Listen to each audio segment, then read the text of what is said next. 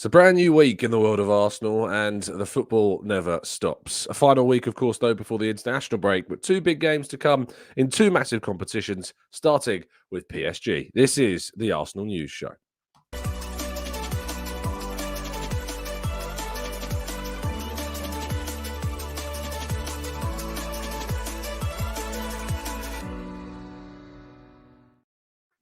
Hello and welcome to the Gooner Talk, back again with you guys and girls for another episode of what is the Arsenal News Show, joining you every single morning at 8 a.m. UK time. Thank you as always for joining me and making this a part of your morning routine. Hope you're doing good. Hope you're doing well. Hope you're having a fantastic week so far. No, it's only just started, but I still hope that it's been fantastic for you. Yes, this hopefully will be the last day of some connection problems for a little bit. Wi-Fi being installed today, so that's definitely a positive thing. So let's hope that that's seamless and smooth and there's no more issues in that regard. But thank you as always for tuning in, and do bear with me. Still getting over this this winter man flu that I'm suffering from. So thank you. So all of the kind words and support as always. Morning to those joining us in the chat box: Martin, Blackshine, Tom, Paul, Arasilki, Matt G, Amira, Matt G, Amesy, Damien, Grantley, Puzol, Awale, Adegoke, Stephen, Answer, and Rich, and Carl, and Barry. Errol, Paul, good morning to you all. Thank you, as always, for tuning in, and to the rest of you on catch-up as well.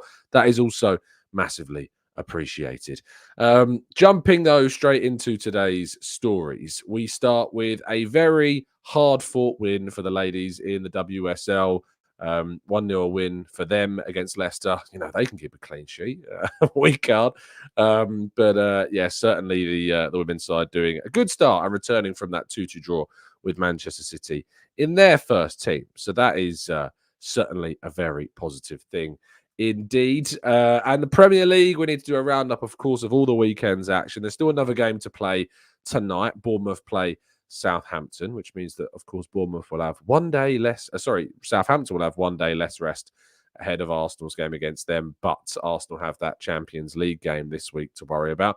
But the results from the weekends, the main ones in terms of Arsenal, of course, winning 4-2 over Leicester, Manchester City drawing 1-1 away from home at Newcastle United, Arsenal moving up to third in the table from fourth.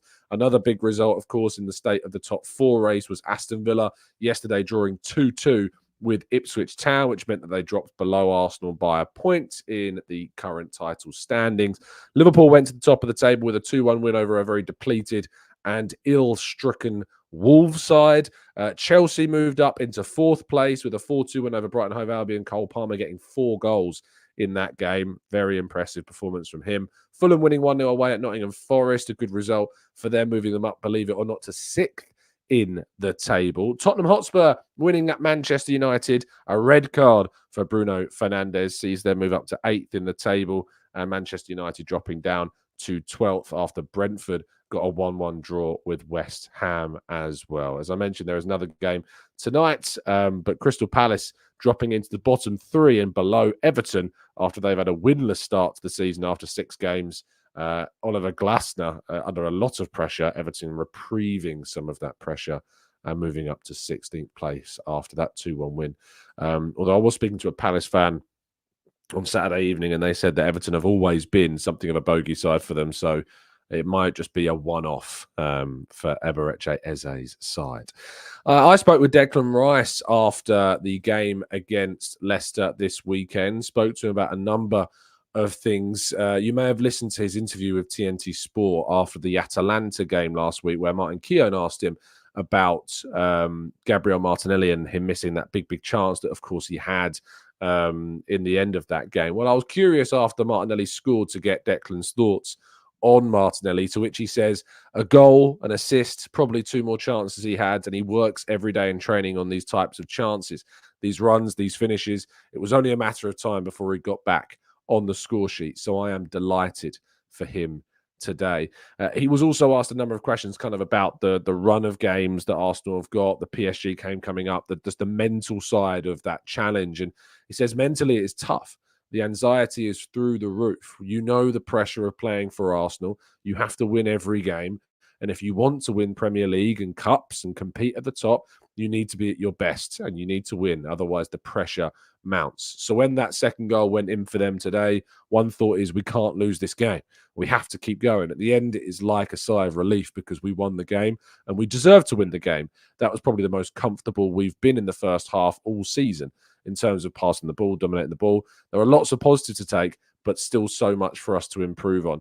As the season goes on, I'm sure that you're going to keep seeing the best of us. And that word about that anxiety, I think that's very natural. You know, you're in a situation where their expectation around Arsenal is, of course, to win every single game and being in a title race. The threat of dropping points is so massive, especially considering Man City had already dropped points earlier on in the day. But interestingly so, you've got PSG up next, and he says it is a different format now in the Champions League, but we are coming up against probably tougher teams than you normally would in a group stage format. We have got more tougher teams now, and we have an exciting night here, which is our second game.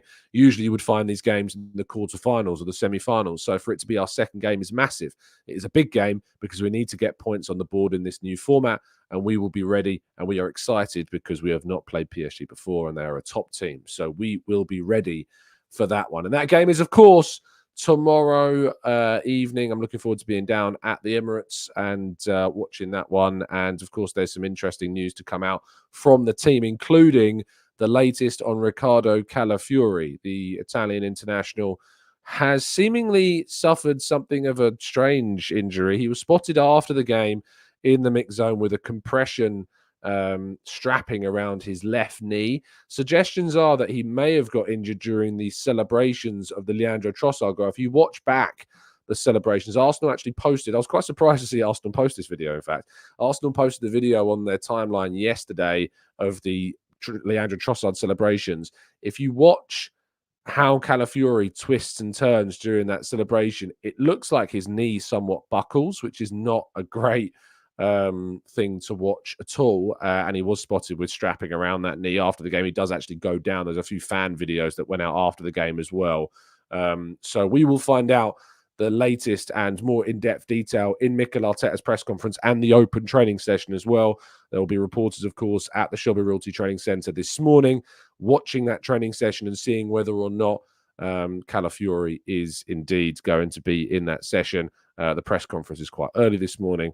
Whereas the open training, I believe, will probably take place after the press conference, which means that it's very obvious that the order of this. You know, usually when I attend these open training sessions, it's the day of the players flying out to wherever they're going, because I go to the away game open training sessions at the Arsenal Training Centre.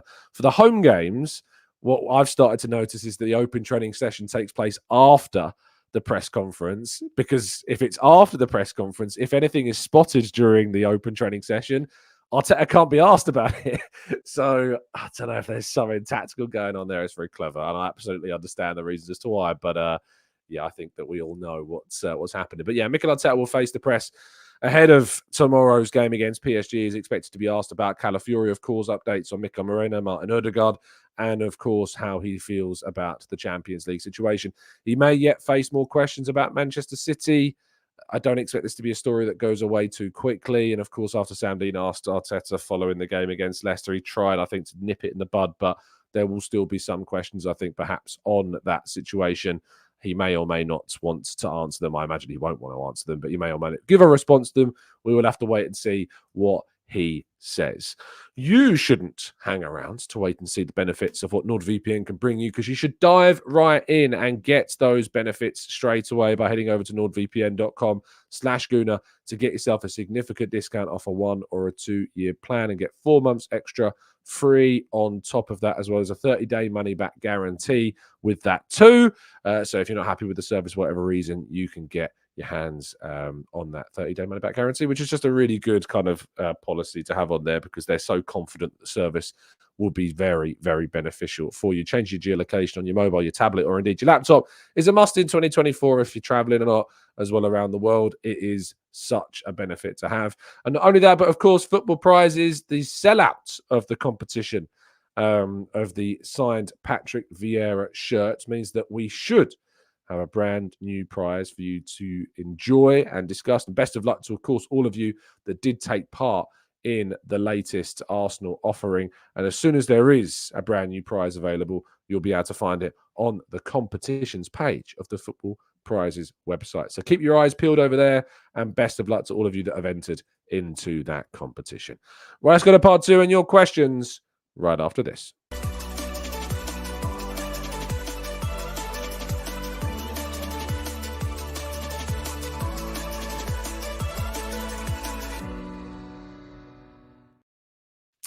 Okay, this is part two of the show where we tackle some of your questions and more in our chat box. So if you've got anything that you'd like to ask, drop a capital Q in there. Now, I can tell you, of course, we'll be doing a preview show a little bit later on today, 5 o'clock UK time.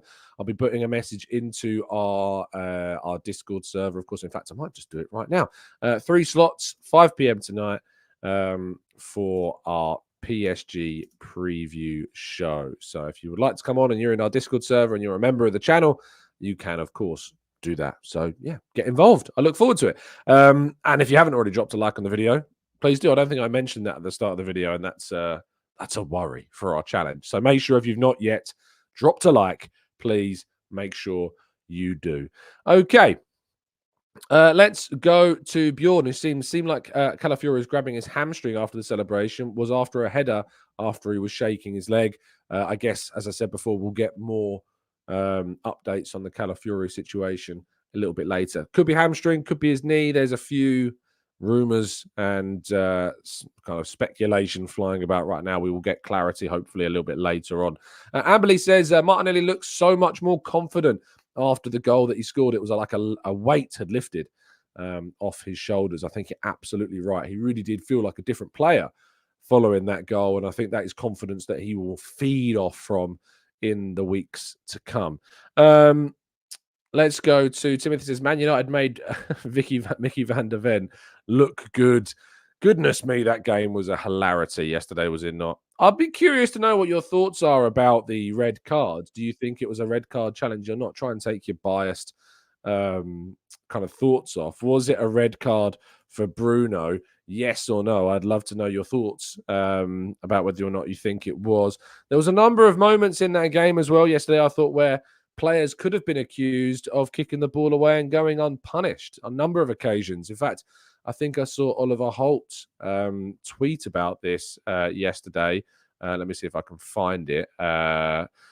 Let's scroll down a little bit more, see if I can find the tweet about this. Yes, further to Arsenal's legitimate complaints of a lack of consistency in the rule about delaying the restart, both Agate and Mazraoui both gave fouls away for Manchester United and then kicked the ball away when Spurs were trying to take a free kick.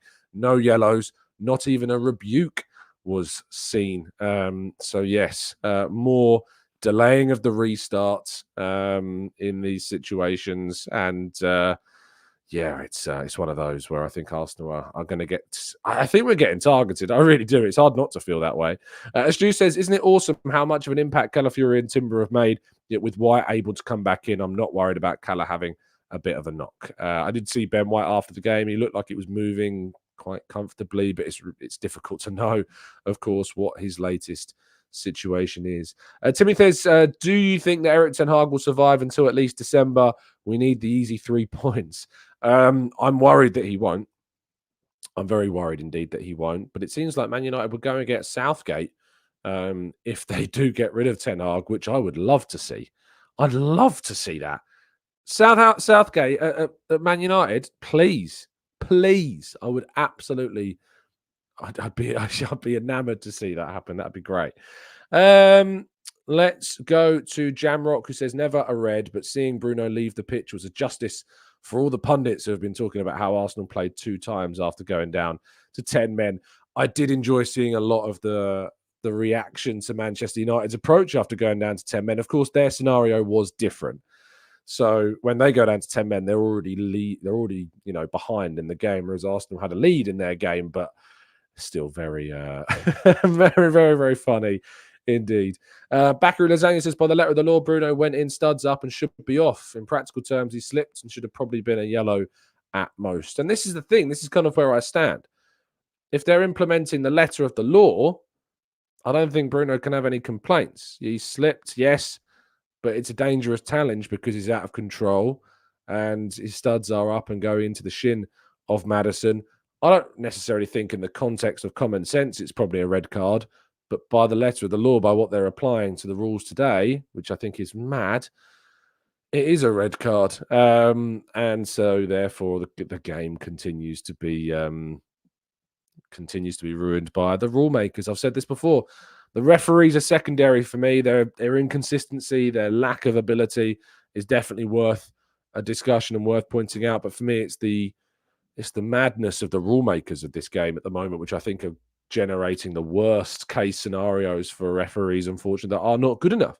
And if you put too many rules in place, if you put too many systems in place with a group of people that are not good enough, in my honest opinion, to be managing games at the absolute elite level as we see here, then you create a recipe for disaster. And we are seeing disastrous results across multiple Premier League games, mainly Arsenal games, but across games this season. And just the inconsistency is so blatantly obvious for all to see.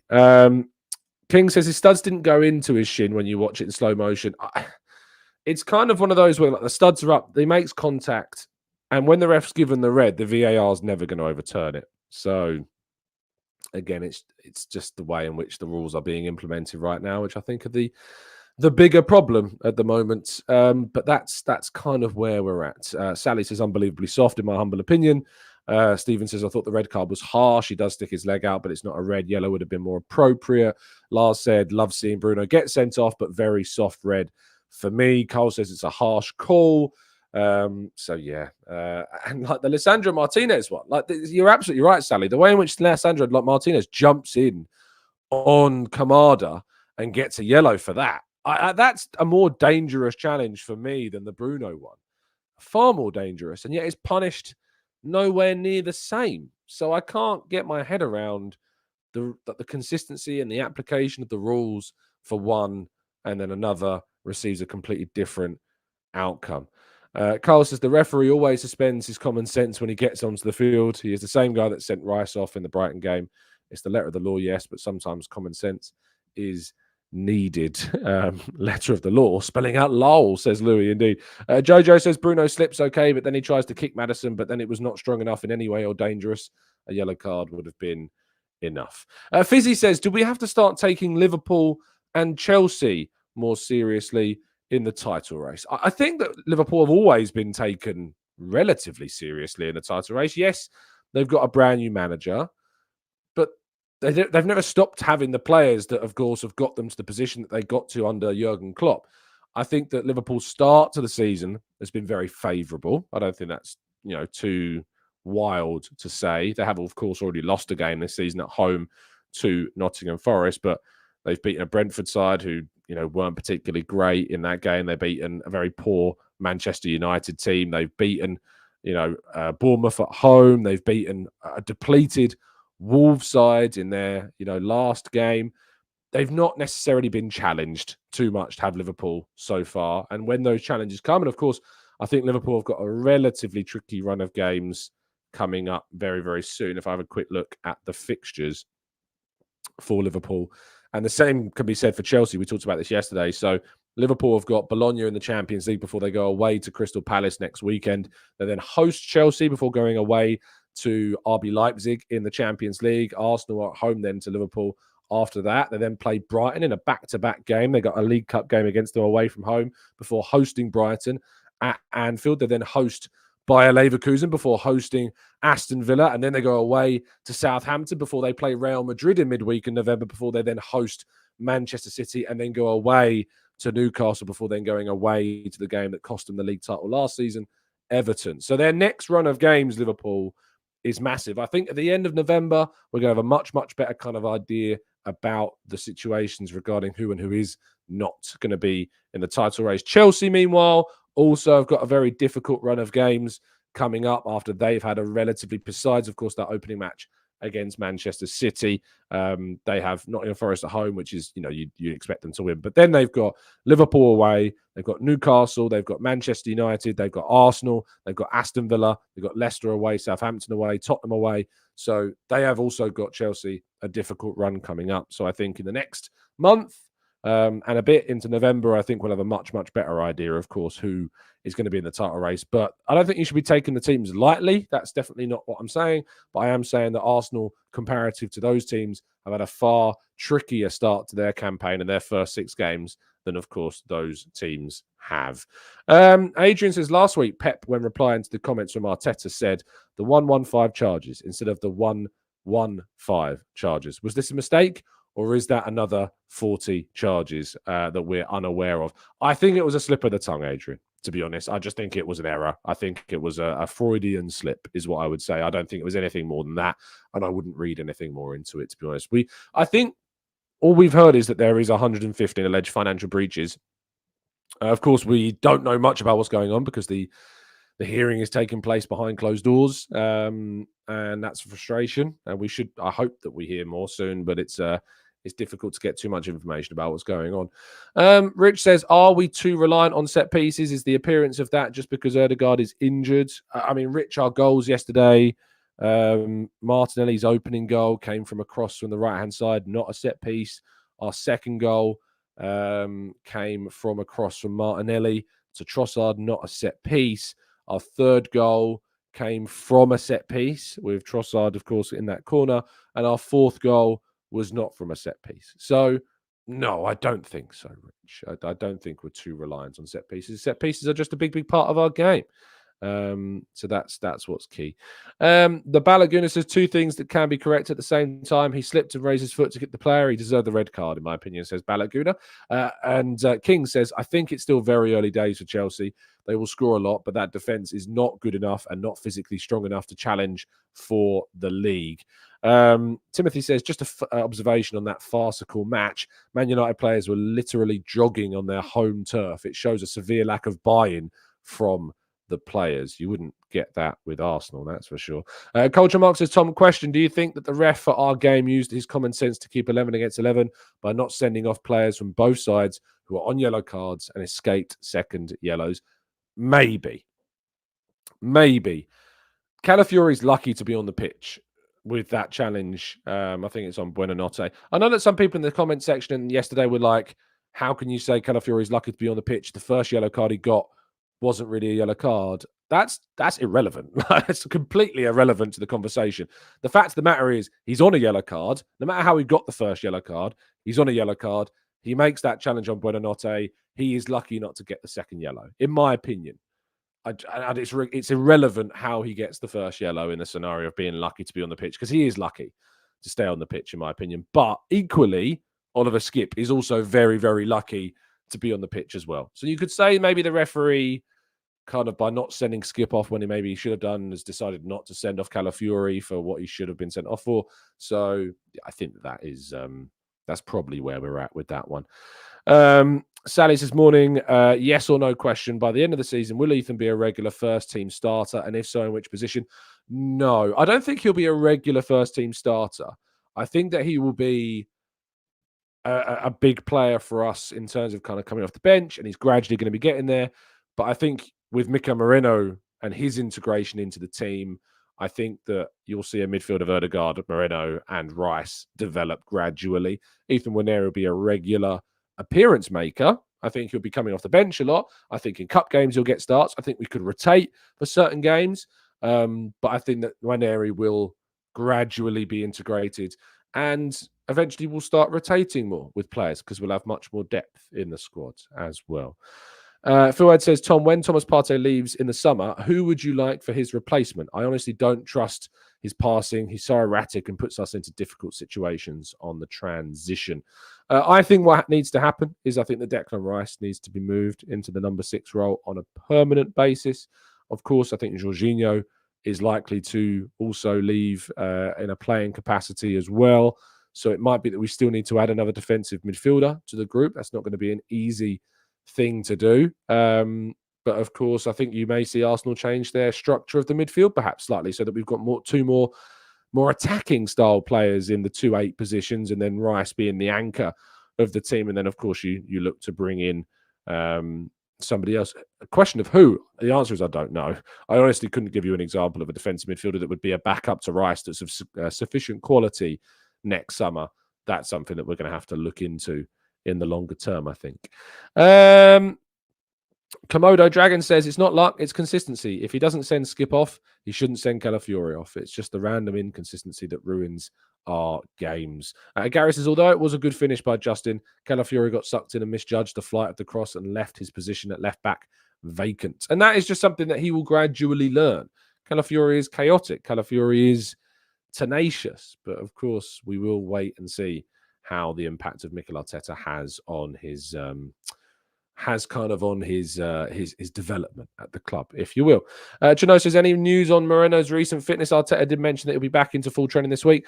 I think we might see him at Bournemouth after the international break. I'd be surprised if we saw him against Southampton, but never say never. Maybe he's in training today. Who knows? I think it would be a big surprise, but after the international break, I think it would be more safe to reintroduce Mikel Moreno to the side. Ajmal says, who do you think is the best signing under Arteta? For me, it's between Gabriel and Trossard, considering the impact and the money involved.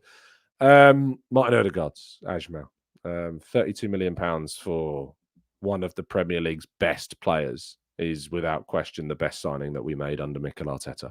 Gabriel is a very close second for 25-ish million quids. So, yeah. Odegaard 1, Gabriel 2, Ben White 3, Rice at the moment 4, because of course the money involved in that one, and White's been here longer, so that's kind of where I'm at. But a ranking of his top 5 signings is quite good. Rich says, do you think we're likely to see Lewis Skelly now? Could he be challenging to overtake Partey and let us drop into the 6th role? Again, no, I don't think so, because I think Mikel Moreno's return in the next few weeks will prevent that from happening. But Lewis Skelly, who knows? If Calafiori's out injured, we've got Calafiori out, Ben White out, Tommy Asu's out, although he's coming back soon. Zinchenko's out for a little bit. Tierney's still out. Maybe Lewis Skelly will get a chance at left back. Maybe that's something that we will see. He had a really good game against Bolton, set up Martinelli, set up Sterling on a number of occasions. So maybe Lewis Skelly will get a chance at left back because we've got such issues in that position at the moment. I don't think Damien Timber can be Arteta's best signing. He's only just played a few games. There's still a lot more to come from him. That is going to bring us to the end of today's show. Of course, there is another one for you. We'll be doing our PSG preview at 5 o'clock UK time this afternoon, so make sure you do tune in for that. Hopefully my voice has recovered a little bit more by then. I think you can tell there's a bit of a huskiness to it today. But thank you so much as always for tuning in and listening. You're very much appreciated. Let us know your thoughts on anything that we've talked about today in the comment section down below, and have a fantastic rest of your Monday, and I hope your week starts fantastically well. Stay safe, stay well, stay fantastic. I don't know, I've ever said that one before. Stay safe, stay well, stay happy and respectful, and as always, up the Arsenal.